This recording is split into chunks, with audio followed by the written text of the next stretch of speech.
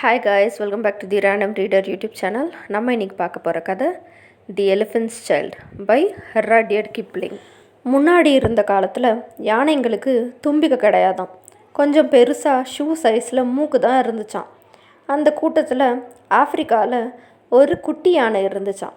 இந்த யானை யாரை பார்த்தாலும் வெறும் கேள்வியாக கேட்டு தொல்லை பண்ணுமா. அந்த குட்டி யானை ஆஸ்ட்ரிச் ஆண்டிக்கிட்ட உங்கள் இறகு ஏன் வளர்ந்துட்டே இருக்குன்னு கேட்டுச்சான். அதுக்கு ஆஸ்ட்ரிச் ஆண்டி அவங்க கால் விரலாலே அடி கொடுத்தாங்களாம். அடுத்து ஜிராஃபி அங்கிள் கிட்ட உங்கள் உடம்புல ஏன் அங்கங்கே ஸ்பாட்ஸ் மாதிரி இருக்குன்னு கேட்டுச்சான். அதுக்கு ஒட்டகச்சிவிங்கியும் அதோட காலில் தட்டி விட்டுச்சான். அடுத்து இன்னொரு நீர் யானை ஆண்டியை பார்த்துச்சான். அவங்கக்கிட்ட உங்கள் கண் ஏன் ரெட்டாக இருக்குன்னு கேட்டுச்சான். அதுக்கு நீர் யானை ஆண்டியும் அதோட காலில் தட்டினாங்களாம். அப்புறம் அங்கிள் குரங்குக்கிட்ட ஏன் முழாம்பழம் நல்லா இருக்குன்னு கேட்டுச்சான். குரங்கும் அது கையில் தட்டி விட்டுச்சான். இந்த மாதிரி என்ன புதுசாக பார்த்தாலும் கேட்டாலும் டேஸ்ட் பண்ணாலும் எல்லாரையும் கேள்வி கேட்டு தொல்லை பண்ணுச்சான். ஒரு நாள் எல்லாரையும் பார்த்து முதல்ல டின்னருக்கு என்ன சாப்பிட்டோன்னு குட்டி யானை கேட்டுச்சான். கேள்வி கேட்ட உடனே எல்லாரும் ஷுன்னு சொன்னாங்களாம். சரின்னு சொல்லி அது சுற்றிட்டு இருந்துச்சான். அங்கே ஒரு பறவையை பார்த்து எல்லாரும் என்னை திட்டுறாங்க, அடிக்கிறாங்க, நீயாச்சும் முதல்ல டின்னருக்கு என்ன சாப்பிடணும்னு சொல்லுன்னு கேட்டுச்சான். அந்த பறவையும் ஒரு இடத்து பேரை சொல்லி அங்கே அங்கே ஒரு நதி இருக்கும், அங்கே போனால் நீ முதலையை பார்க்கலாம், அந்த முதலைக்கிட்டே கேட்டுக்கோ அப்படின்னு சொல்லிச்சான். ஓ அப்படியா, ஓகேன்னு சொல்லிவிட்டு அது ட்ரிப்புக்கு தேவையான கொஞ்சோண்டு ஸ்நாக்ஸை பேக் பண்ணுச்சான்.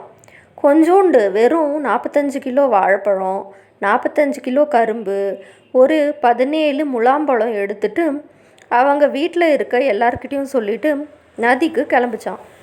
போகிற வழியெல்லாம் ஒவ்வொரு முலாம்பழமாக சாப்பிட்டுட்டே போச்சான். நதிக்கிட்ட போகிற வரைக்கும் சாப்பிட்டுட்டே போச்சான். ஆனால் அது முதலைய பார்த்ததே இல்லையா. சரி, ஊர்கிட்ட போகும்போது ஒரு பாம்பு ஒரு பாறையை சுற்றிக்கிட்டு இருக்கிறத பார்த்துச்சான். எக்ஸ்கியூஸ் மீ, நீங்கள் முதலையை பார்த்துருக்கீங்களான்னு கேட்டுச்சான். அதுக்கு பாம்பு என்கிட்ட வேறு ஏதாச்சும் கேட்கணுமான்னு கேட்டுச்சான்.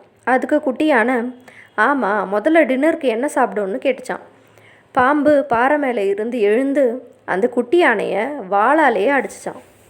ஹே, என்னை எல்லாரும் அடிக்கிறாங்கன்னு தான் நான் இங்கே வந்தேன், உங்ககிட்ட கேட்டேன். நீங்களும் அதை விட வேகமாக அடிக்கிறீங்க. சரி, ஓகே, தேங்க்யூ அப்படின்னு சொல்லிட்டு மறுபடியும் முழாம்பழத்தை சாப்பிட்டுட்டே கிளம்பிடுச்சான். நதிக்கிட்ட வந்துருச்சான். அங்கே ஒரு முதலை இருந்துச்சான். ஆனால் அதுக்கு அது முதலைன்னு தெரியலையாம். நீங்கள் முதலையை பார்த்துருக்கீங்களான்னு கேட்டுச்சான். முதல்ல தண்ணியில் இருந்து கொஞ்சம் மேலே வந்து அதோட வாலை வெளியே எடுத்துச்சான். அதை பார்த்த யானை நீங்கள் அடிக்கிறதா இருந்தால் நான் உங்ககிட்ட ஒன்றும் கேட்கலன்னு சொல்லிச்சான். முதல்ல கிட்டவா, நான் தான் முதல்லன்னு சொல்லிச்சான். அதை கேட்ட உடனே குட்டியான வேகமாக பக்கத்தில் வந்து உங்களை தான் பார்க்கணுன்னு நினச்சேன், நீங்கள் டின்னருக்கு என்ன சாப்பிடுவீங்கன்னு கேட்டுச்சான். அதுக்கு உன்னதான்னு நினைக்கிறேன்னு சொல்லி டக்குன்னு குட்டி யானையோட மூக்கை பிடிச்சிக்கிச்சான். குட்டி யானையும் விடு விடுன்னு கத்திட்டு மூக்கை இழுத்துச்சான். முதலையும் மூக்கை இழுத்துச்சான். விடவே இல்லையாம். மூக்கு கொஞ்சம் நீளமாக ஆயிடுச்சான். அங்கே பாம்பு வந்து ஹே குட்டி, சீக்கிரமாக பின்னாடி வந்துடு, இல்லைனா அந்த முதல்ல உன்னை சாப்பிட்டுடும் அப்படின்னு சொல்லிச்சான். அதனால் மறுபடியும் குட்டி மூக்கை இழுத்துச்சான். இப்படி இழுத்து இழுத்து மூக்கு நீளமாயிடுச்சான். இருந்தாலும் முதல்ல விடலையாம். பாம்பு யானை காலை சுற்றிட்டு வேகமாக இழுன்னு சொல்லிச்சான். ஒரு வழியாக குட்டி தப்பிச்சிடுச்சான். பாம்புக்கும் தேங்க்யூ சொல்லிச்சான். அப்புறம் குட்டி யானை அதோட மூக்கை சுற்றி வாழை இலையை கட்டி கூல் பண்ணிவிட்டு மூக்கை சுருட்ட பார்த்துச்சான். இதை பார்த்துட்டு பாம்பு என்ன பண்ணுறன்னு கேட்டுச்சான். அதுக்கு யானை அந்த முதல்ல இப்படி இழுத்து என் மூக்கை ஷேப்லெஸ் மூக்காக மாற்றிடுச்சு, அதை சரி பண்ணுறேன்னு சொல்லிச்சான். அதுக்கு பாம்பு நல்லதுன்னா யாருக்குமே பிடிக்காதுன்னு சொல்லிச்சான். யானையும் மூக்கை சுருங்கி மறுபடியும் சரியாயிடும்னு 2 நாள் வெயிட் பண்ணிச்சான். ஆனால் மூக்கு மாறவே இல்லையாம். ஒரு வந்து தொல்லை பண்ணிச்சான். அந்த யானை அதோட தும்பிக்கையால் தட்டி விட்டுடுச்சான். அப்போ பாம்பு ஒன்றுன்னு சொல்லிச்சான். போகிற வழியில் பசிக்குதுன்னு பழத்தை தும்பிக்கையில் உடச்சி சாப்பிட்டுச்சான். அதுக்கு பாம்பு 2ன்னு சொல்லிச்சான். அப்புறம் கீழே இருந்த மண்ணை தும்பிக்கையில் எடுத்து உடம்புல பூசிக்கிச்சான். அப்போது 3ன்னு பாம்பு சொல்லிச்சான். பாத்தியா, தும்பிக்கை உனக்கு ரொம்ப யூஸ்ஃபுல்லாக இருக்குன்னு பாம்பு சொல்லிச்சான். குட்டி யானையும் ஆமான்னு சொல்லி ஓகே நான் ஊருக்கு போகிறேன் பாய்னு சொல்லிவிட்டு ஆஃப்ரிக்காவுக்கு கிளம்பி வந்துடுச்சான். உங்களுக்கு அடிக்கிறதுனா என்னன்னு தெரியாது இல்லையா, இனிமேல் நான் காட்டுறேன்னு சொல்லிச்சான். குரங்கு அங்கிள், ஆனால் உன் மூக்கு ரொம்ப அசிங்கமாக இருக்குது அப்படின்னு சொல்லிட்டு சொன்னாராம். அதுக்கு குட்டி யானையும் குரங்கு அங்கிள் காலை பிடிச்சி தூக்கி போட்டுச்சான். அப்புறம் ஆஸ்ட்ரிச் ஆண்டி ரக்கையை பிடிச்சி இழுத்துச்சான். ஜிராஃபி அங்கிள் காலை பிடிச்சி புதர்லேயே போட்டு தரன்னு இழுத்துச்சான்.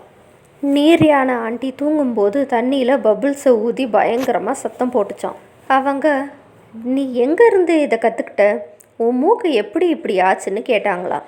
அதுக்கு குட்டி யானை, நான் முதல்ல கூட டின்னருக்கு சாப்பிட்டேன், அப்போது அது கிஃப்டாக கொடுத்துச்சு அப்படின்னு சொல்லிட்டு சொல்லிச்சான். அப்புறம் ஒவ்வொரு யானையாக நதிக்கு போயிட்டு வரும்போது தும்பிக்கையோடு வந்தாங்களாம். அப்புறம் எல்லாரும் சந்தோஷமாக இருந்தாங்களாம். இந்த கதை பிடிச்சிருந்தா லைக் பண்ணுங்கள், ஷேர் பண்ணுங்கள். த ரேண்டம் ரீடர் யூடியூப் சேனலை சப்ஸ்கிரைப் பண்ணுங்கள். பக்கத்தில் இருக்க பெல் ஐக்கனையும் கிளிக் பண்ணிடுங்க. தேங்க்யூ.